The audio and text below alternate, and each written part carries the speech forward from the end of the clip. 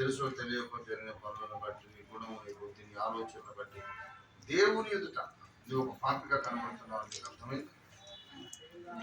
ఆ పాపంలో అలాగే చచ్చిపోతే భయంకరమైన అగ్నిగుండంలో పడేదానమని నీకు ఎప్పటికీ విడుదల ఉండేది కాదని నీకు అర్థమైందా?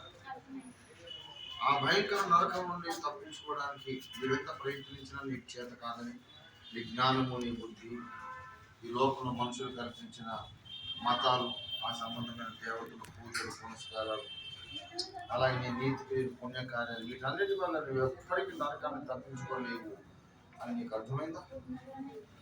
నువ్వు నరకంలో పడడానికి సిద్ధంగా ఉంటుండగా భూమిని, ఆకాశమును, నిన్ను కూడా సృష్టించినటువంటి ఆ గొప్ప దేవుడు నీ పరిస్థితి చూసి నీ మీద జాలిపడి 2000 ఏళ్ల కిందట నీ కోసమే యేసు అనే పరిశుద్ధ మానవుడుగా కన్యగర్భము ద్వారా జన్మించి నీవు చేసిన తప్పులను, నీ పాపములను ఆయన మీద మోసుకొని నీ కొరకు ఆయన దెబ్బలు తిన్నాడు, తన పరిశుద్ధ రక్తమును గార్చాడు, ఆయన చనిపోయి తిరిగి లేచినాడు.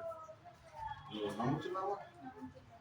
యేసు నీ కొరకు చనిపోయి లేచినాడని నీవు నమ్మినప్పుడు, యేసయ్యా నా పాపాన్ని క్షమించు, నాకు రక్షణ ఇచ్చే నరకంలో పడకుండా నన్ను తప్పించమని నీకు తెలిసిన మాటలతోనే నువ్వు ప్రార్థన చేసావా?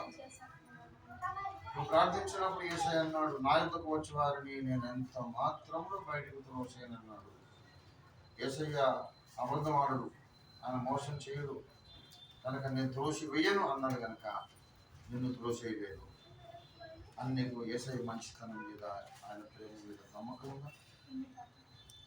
నీవేం కష్టపడకుండా, ఏం ఖర్చు పెట్టకుండా ఉచితంగా ఈ గొప్ప రక్షణ, నిత్య రక్షణ నీకు ఫ్రీగా ఇచ్చేస్తున్న యేసయ్య కొరకు నీ పాత బ్రతుకు, నీ గుణము, నీ బుద్ధి, నీ స్వభావం అంతా ఇప్పుడు ఇక్కడ సమాధి చేసి ఈ రోజు నుండి దేవునికి లోబడి దేవుని సంతోషపెట్టడానికి ఒక కొత్త జీవితం ఆరంభించడం నీకు ఇష్టమేనా? ఈ నూతన జీవితంలో దేవునికి లోబడి నువ్వు జీవించినప్పుడు నీకు ఎంతో గొప్ప సంతోషం. ఈ లోకంలో ఎవరికి లేనటువంటి ఆనందం దేవుడు ఇస్తాడు. దేవుడే నీ స్నేహితుడిగా నీ పక్కన నడుస్తాడు, దిగివచ్చి ప్రతి విషయంలో నీకు సహాయం చేస్తాడు. కానీ నీ విశ్వాసాన్ని పరీక్షించడానికి కొన్నిసార్లు కష్టాలు వస్తాయి, నష్టాలు వస్తాయి, బాధలు వస్తాయి. మరి చిన్న కష్టాలు రావచ్చు, పెద్ద కష్టాలు రావచ్చు, ఒక్కోసారి చచ్చిపోయేంత ప్రమాదమే రావచ్చు. అలా భక్తులందరూ యేసయ్య కొరకు ప్రాణాలు రక్షించినారు.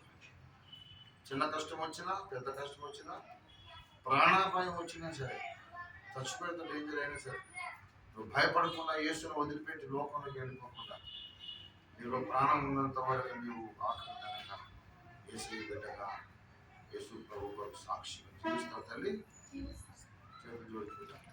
అయితే కుమార్తె, నీవిచ్చిన మంచి సాక్ష్యమును బట్టి అనేక మంది సాక్షులు ఎదుట నీవు ఒప్పుకొని ప్రకటించిన నీ హృదయ తీర్మానము, నీ విశ్వాసమును బట్టి సర్వలోక రక్షకుడైన యేసునాథుడు నాకు అనుగ్రహించిన ఆజ్ఞను, అధికారమును బట్టి తండ్రి, కుమార, పరిశుద్ధాత్మ త్రియేక దేవుని ఏకనామమైన యేసుక్రీస్తును అనంత శక్తియుత దైవనామమున నీకు నేను బాప్తిస్మమిస్తూ ఉన్నాను.